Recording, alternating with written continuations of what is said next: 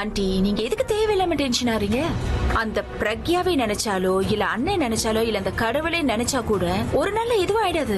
Just இந்த night முடிஞ்சதுன்னா அண்ணாக்கும் தனுக்கும் கல்யாணம் முடிஞ்சிடும். அப்புறம் இந்த ஒரு நைட்ல என்ன ஆயிடும்? இங்க பாரு, ஒரு ராத்திரியில என்ன வேணாலும் நடக்கலாம். உலகமே தலைகீழ மாறிடும். ஒரு ராத்திரியில சம்பந்தமே இல்லாதவனுக்கு கூட லவ் வந்து அப்படி இருக்கும்போது இவங்க 2 பேருக்குள்ளயும் ஏற்கனவே லவ் இருக்கு. ஆக்சுவலி அம்மா, நானும் ஆலியா கிட்ட அதான் சொல்லிட்டு இருந்தேன். அவங்க எதுவும் பண்ண மாட்டாங்கன்னு சும்மா இருந்தா அவங்க ஏதாவது பண்றதுக்கு நிறைய வாய்ப்பு இருக்கு. நீ யோசிக்க மட்டும்தான் செய்யற. ஆனா நான் எக்ஸ்பீரியன்ஸ்ல சொல்லிட்டு இருக்கேன். நம்ம மனசுல இன்னும் பழைய காதல் இருக்குன்னு வெய்யே, அது எப்ப வேணாலும் பத்திக்கும். நீங்க 2 பேரும் அவங்க 2 பேரையும் தனியா விட்டுட்டு ரொம்ப பெரிய தப்பு பண்றீங்க சொல்லிட்டேன். எனிவேஸ், நீங்க 2 பேரும் இப்படியே இருக்கிறதா இருங்க. ஆனா நான் சும்மா இருக்க போறது இல்ல. ஆனா நான் என் பொண்ணோட லைஃப் ஸ்பாயில் ஆக விட மாட்டேன். என்ன பண்ண போறீங்கம்மா? அதெல்லாம் நான் பாத்துக்கிறேன். எனக்கு என்ன பண்ணணும்னு தெரியும்.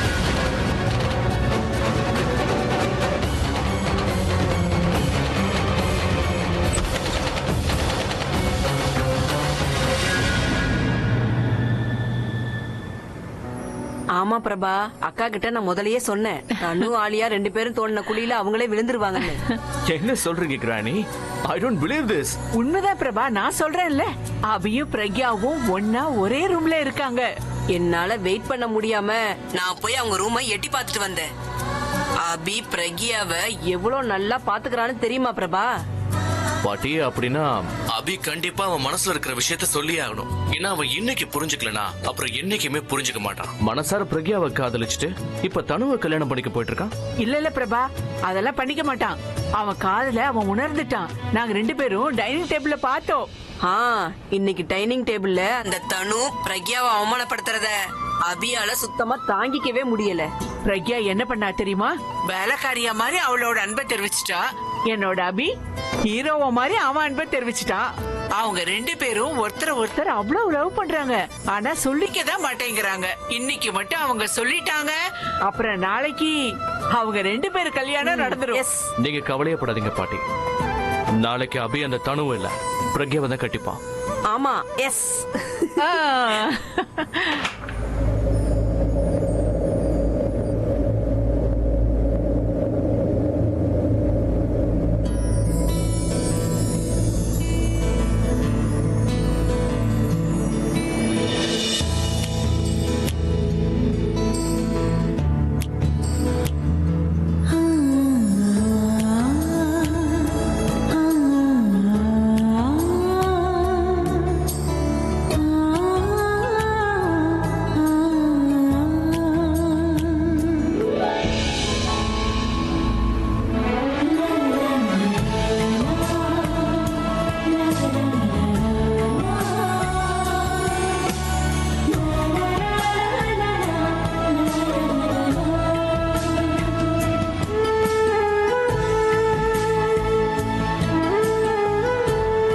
அப்புறம் அப்புறம் அப்புறம் நான் இந்த நாளுக்காக எவ்வளவு வெயிட் பண்ணிட்டு இருந்தேன் தெரியுமா? சில நேரங்கள்ல என் லைஃப்ல இதெல்லாம் வரவே வராதுன்னு கூட தோணும். ஏய், நான் வந்துட்டேன்ல, அப்போ இந்த நாளும் வந்துதானா தீரணும். நான் உங்களை ஒண்ணு கேட்கலாமா? கேளு. நீங்க என்ன லவ் பண்றீங்கன்னு எப்ப உணர்ந்தீங்க? நாம இப்ப அந்த விஷயத்தை பத்தி பேசாம இருந்தா நல்லது. ஏன்? இப்ப நான் அந்த கதையை சொல்ல ஆரம்பிச்சேன்னா அந்த கதை இப்போதைக்கு முடியவே முடியாது. அவளையே நாளைக்கு இல்ல நாளானைக்கு வரைக்கும் போயிட்டே இருக்கும். என்னங்க சொல்றீங்க? இல்ல பிரக்யா, அது ரொம்ப ரொம்ப பெரிய கதை. எப்படியாவது அதை சொல்லித்தானே ஆகணும். அப்ப சொல்லிடுவா? போங்க. சரி, ஓகே, சொல்லிடுறேன். ஃபர்ஸ்ட்ல இருந்தே ஆரம்பிக்கிறேன். நான் உனக்கு ஞாபகம் இருக்கா, என் மேல கோவப்பட்டு மதுரையில் இருக்கிற உங்க மாமா வீட்டுக்கு போனியே? அப்பவா? இல்ல, அப்பதான் முதல் தடவையா நான் உன்னை எவ்வளவு மிஸ் பண்றேன்னு நல்லா தெரிய வந்தது. அதுக்கப்புறம் நாம அன்னைக்கு மதுரையில இருந்து திரும்ப வரும்போது வழியில சில ரவுடிங்க உன்னை அட்டாக் பண்ணும்போது நான் உன்னை காப்பாத்தினல்ல. ஆஹா, அப்பவா? இல்ல பிரக்யா, அப்போ எனக்கு உனக்காக எவ்வளவு கவலைப்படுறேன்னு எனக்கு புரிய ஆரம்பிச்சது. உனக்கு இது ஞாபகம் இருக்கா? நீ, நான், தனு, பிரபா டபுள் டேட்க்கு போனோமே. அங்க நாம கப்பல் கேம்ஸ் கூட விளையாடணுமே. அப்பவா? இல்ல, அன்னைக்கு உன்னை யாரோடையும் என்னால பார்க்க முடியாதுன்னு தெரிஞ்சிருச்சு. சரி விடுங்க, என்ன கலாய்க்கிறீங்கன்னு நல்லா தெரியுது. என்ன நான் உன்னை கலாய்க்கிறேனா? உன்னால என் வாழ்க்கை மத்தவங்க கலாய்க்கிற மாதிரி ஆயிடுச்சு. சீரியஸா சொல்லிட்டு இருக்கேன், கேளு. அப்புறம் உனக்கு அந்த நாள் ஞாபகம் இருக்கா? நாம நெருப்ப சுத்தி 7 அடி நடந்தோமே. ஒருத்தருக்கு சில சத்தியம் கூட பண்ணிக்கிட்டோமே.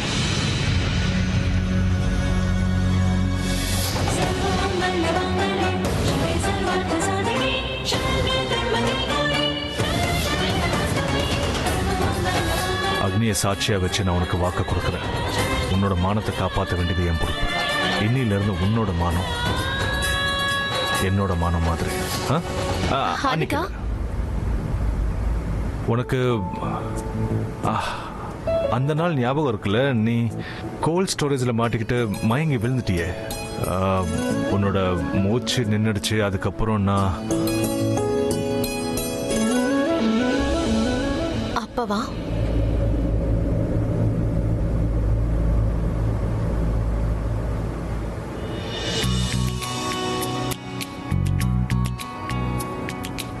அப்போ எனக்கு நான் உன்னை லவ் பண்றேனோங்கிற டவுட் வந்துருச்சு.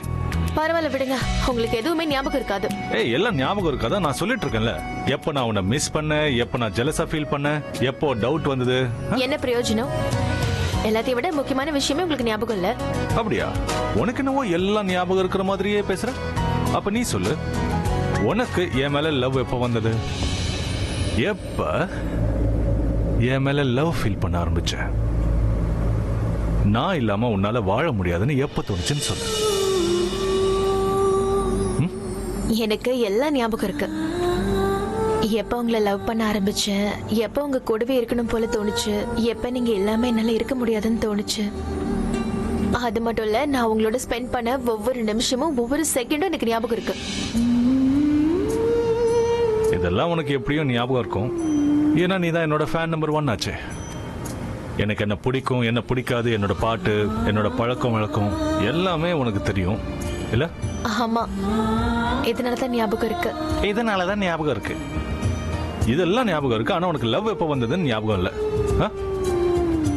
ஓகே, அட்லீஸ்ட் எனக்கு இந்த விஷயமாவது சொல்லு. உனக்கு என் மேல லவ் ஃபர்ஸ்ட் சைட்ல வந்ததா இல்ல? இல்ல இல்ல, இந்த லவ் அட் ஃபர்ஸ்ட் சைட்லாம் இல்ல. உங்களை பார்க்க பார்க்க என்னையே அறியாம நான் லவ் பண்ண ஆரம்பிச்சேன். முதல்ல எனக்கு உங்களை சுத்தமா பிடிக்காது. ஆனா நான் உங்களை புரிஞ்சுக்க ஆரம்பிச்சதுக்கு அப்புறம் உங்களை எனக்கு ரொம்ப பிடிச்சு போச்சு. அதுக்கப்புறம் பாத்தீங்கன்னா நீங்க சம்பந்தப்பட்ட எல்லாமே எனக்கு பிடிக்க ஆரம்பிச்சது. அதுக்கப்புறம் எனக்கே தெரியாம நான் உங்களை டீப்பா லவ் பண்ண ஆரம்பிச்சிட்டேன். இப்படி வெக்கப்பட்டனா டபுள் லவ் ஆயிடும்.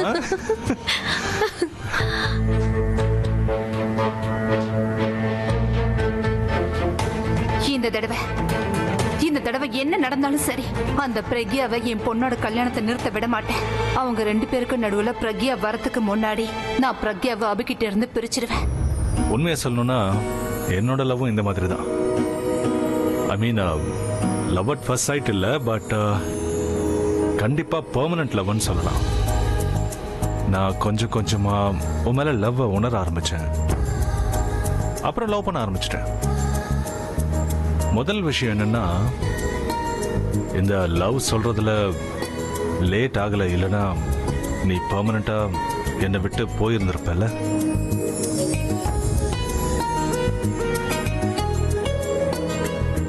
உனக்கு ஒரு விஷயம் சொல்லவா பிரக்யா? நீ என்னைக்குமே என் மனசுலயே இருக்கிற ஒரு சங்கதினே சொல்லலாம். முதல்ல மியூசிக் தான் எனக்கு ஃபர்ஸ்ட் லவ் மியூசிக் தான் எனக்கு எல்லாமே நினைச்சிட்டு இருந்தேன். ஆனா இப்போ எனக்கு என்ன தோணுதுன்னா, மியூசிக் என் லைஃப்ல வந்ததுக்கு காரணமே நீ என் லைஃப்ல வரணுங்கிறதுக்காக தான்.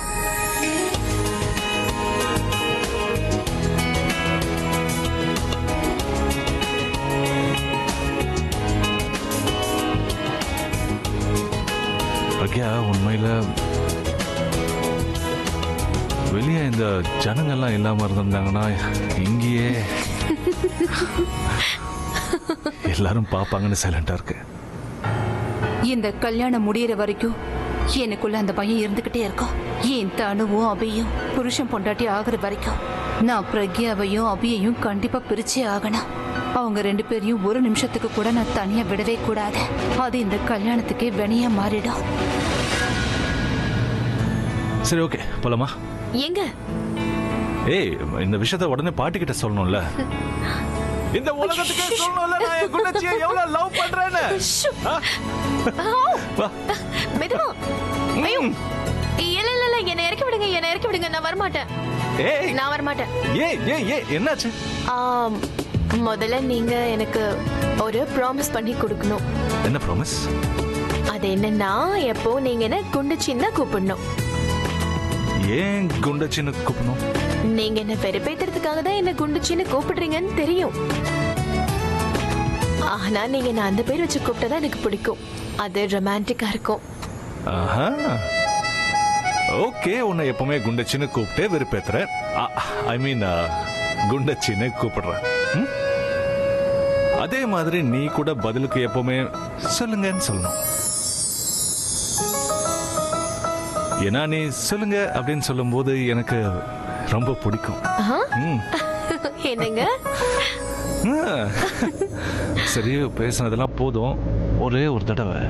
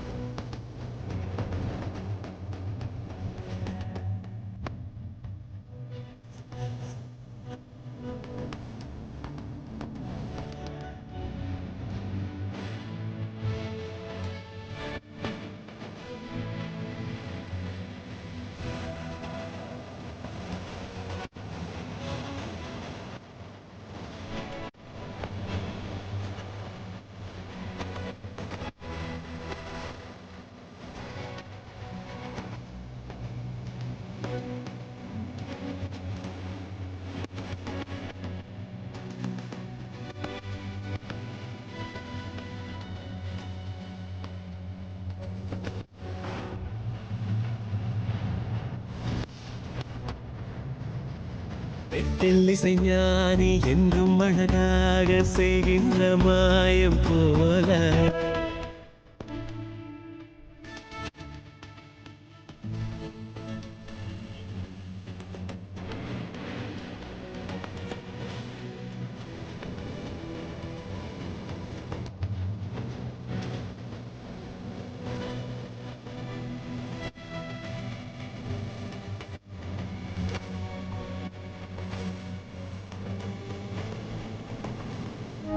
நீ என்ன சொல்ற ஆலியா? எங்க அம்மா சொல்றது எல்லாமே கரெக்ட் தாங்கறியா?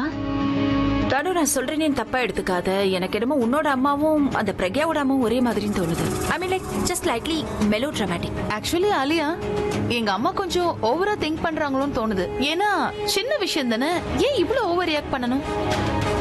இதெல்லாம் தேவையில்ல.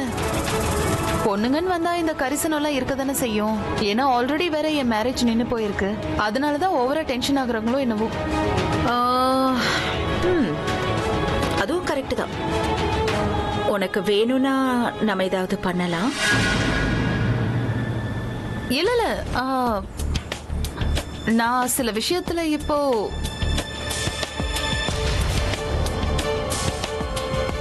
Actually you right.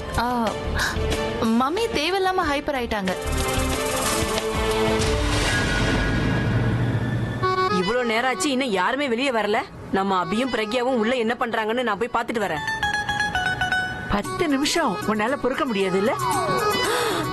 என்னக்கா 10 நிமிஷம்னு சொல்றீங்க? அவங்க 2 பேரும் 1 மணி நேரமா உள்ளதான் இருக்காங்க. எனக்கு என்னமோ பொறாம மாதிரி பேசுறீங்க. அவங்க 2 பேரும் ஒண்ணு சேரத்துக்காக நான் பட்ட கஷ்டம் கூட நீங்க கொஞ்சம் கூட படலக்கா. ஆமா ரொம்ப தியாகம் பண்ணிட்டாங்க. கஷ்டப்பட்டுட்டாளா? ஆமா, இப்ப கூட நான் தியாகம் தான் பண்றேன். 1 மணி நேரமா அவங்க உள்ள இருக்காங்க. நான் எதுவும் பேசாம இங்க தானே நிக்கிறேன். நீங்க போக வேணாம்னு சொன்னதுனால நான் இங்க தானே நிக்கிறேன். இல்லனா 10 தடவை ரூமு கிட்ட போயிட்டு வந்திருப்பேன். என்ன நடக்குதுன்னு சொல்லி இருப்பேன். முட்டாள் மாதிரி பேசாத. ஏன் நான் சொல்றத புரிஞ்சுக்க மாட்டேங்கிற? நாம எவ்வளவு நேரம் அவங்க 2 பேரையும் தனியா விடுறோமோ ஒருத்தருக்கு ஒருத்தர் மனசு விட்டு பேசுறதுக்கு டைம் கிடைக்கும் இல்லையா? அவங்க 2 பேரும் பேசிக்கிட்டா தானே முக்கியமான விஷயம் வெளியே வரும். நீ அடிக்கடி அங்க போய் அவங்க 2 பேரும் என்ன பேசுறாங்கன்னு கேட்டுக்கிட்டே இருந்தேன்னு வெயி, அவங்களுக்கு டவுட் வந்துடும். அதுக்கப்புறம் அவங்க பேசிக்கவே மாட்டாங்க. என்னாச்சு பாட்டி, உங்களுக்கு எதுக்கு கிரணையை தட்டிட்டு இருக்கீங்க? இந்து உனக்கு ஜால்ரா தட்டுறவன் வந்துட்டான். ஆமா, அவன் எனக்கு ஜால்ரா தட்டுறவன் தான். பிரபா, உனக்கு ஒரு விஷயம் தெரியுமா? 1 மணி நேரமா அபியும் பிரக்யாவும் ரூம்குள்ளே இருக்காங்க. உள்ள என்ன நடக்குது, அவங்க என்ன பண்ணிக்கிட்டு இருக்காங்கன்னு எனக்கு தெரிஞ்சே ஆகணும் பிரபா. என்னது? அப்ப நீங்க 2 பேரும் இன்னும் செக் பண்ணவே இல்லையா? வேண்டாம், யாரும் அங்க போய் செக் பண்ண கூடாது. சொன்னது புரிஞ்சது இல்ல? வாயை மூடிக்கிட்டு இங்கேயே உட்காரு. ஆனா பாட்டி, அதான் சொன்னேன்ல, உட்காரு.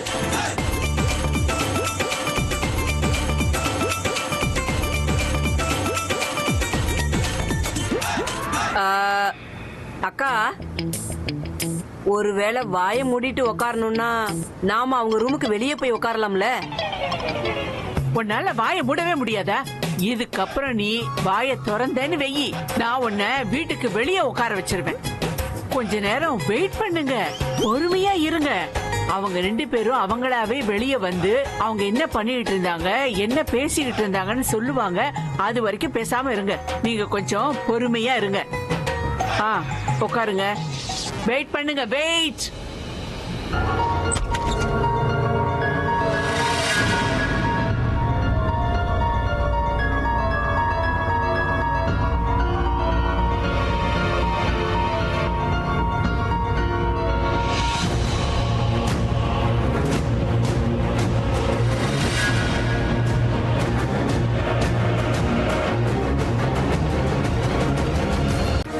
இவங்க 2 பேரும் கட்டி பிடிச்சு டூயட் பாடிட்டு இருக்காங்க.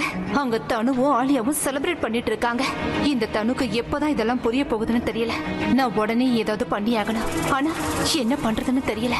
எப்படி அவங்க 2 பேரையும் இப்ப நான் தடுக்கிறது? கல்யாணம் முடியற வரைக்கும் எப்படி நான் இவங்களை பிரிக்கிறது? சரி, இப்பயாவது போலாமா? பாட்டி கிட்ட உடனே போய் அவங்க பேரை தனுவை இல்ல குண்டச்சியை லவ் பண்றான்னு சொல்லிடலாம். ஓ மை காட், இங்க சீனே வேற மாதிரி இருக்க. ஒருவேளை அபி பாட்டி கிட்ட போய் இந்த விஷயத்த சொல்லிட்டான்னா அவங்க இந்த கல்யாணத்தை நிறுத்திடுவாங்க. அப்புறம் பிரக்யா இந்த வீட்டு மருமகள் ஆயிடுவா. அப்புறம் மறுபடியும் என் பொண்ணு என் வீட்டுக்கே திரும்ப வந்துடுவா. இல்ல, நான் ஏதாவது செஞ்சே ஆகணும். அதுவும் உடனே செஞ்சாகணும். ஏய், ஒரு நிமிஷம் பிரக்யா. குண்டச்சி, என்ன? ஆக்சுவலி என்னன்னா, பாட்டி இந்த விஷயத்த கேட்டதும் ஷாக் இல்ல சர்ப்ரைஸ் ஆவாங்க. ஏன்னா எனக்கு தெரிஞ்ச அவங்களுக்கு தனுவை சுத்தமா பிடிக்காது.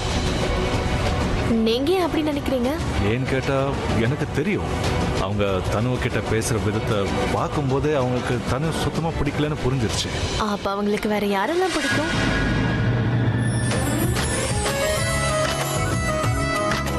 ஒண்ணுதான். ஏன்னா அவங்க உங்ககிட்ட பேசுற விதம் இருக்கே, அப்படி அவங்க என்கிட்ட கூட பேச மாட்டாங்க. நான் ஷியோரா சொல்றேன், பாட்டி ஷாக் ஆக மாட்டாங்க, பிளசன்ட் சர்ப்ரைஸ் ஃபீல் பண்ணுவாங்க. சோ போலாமா? உடனே போய் பாட்டியை பிளசன்ட்லி சர்ப்ரைஸ் பண்ணிடலாம்.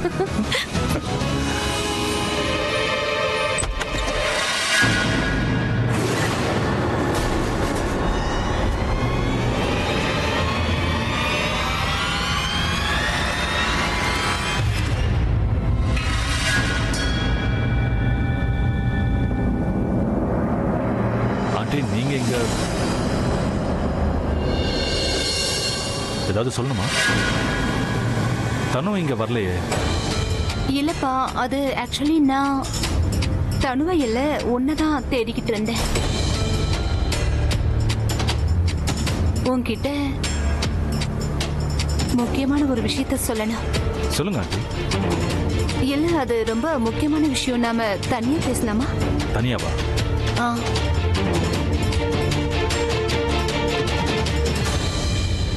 சரி வாங்க.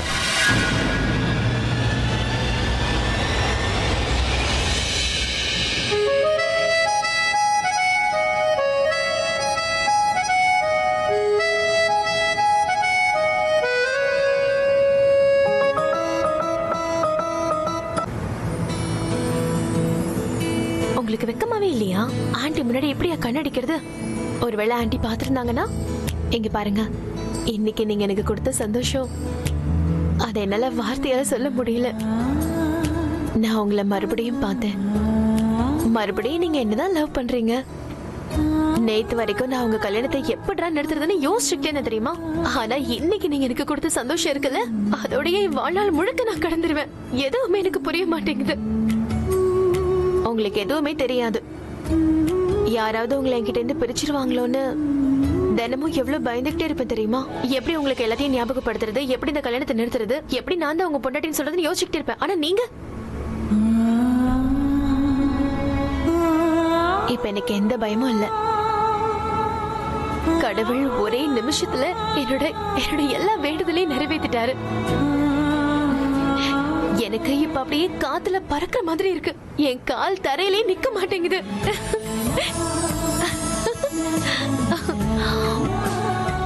எனக்கு எப்பவுமே காதல் மேல நிறைய நம்பிக்கை இருக்கும். ஆனா சில நேரத்துல அந்த நம்பிக்கை கூட குறையும். ஆனா இன்னைக்கு காதல் மேல எப்போ நம்பிக்கை இருக்கணும்னு நீங்க நிரூபிச்சிட்டீங்க. ஏன்னா இன்னைக்கு நீங்க என்கிட்ட சொன்னது எல்லாமே உங்க மனசார சொன்னீங்க. யார் பேச்சையும் கேட்காம உங்க மனசு சொன்னதை மட்டும் கேட்டீங்க. இப்ப நீங்க என்ன உண்மையாவே காதலிக்க ஆரம்பிச்சிட்டீங்க.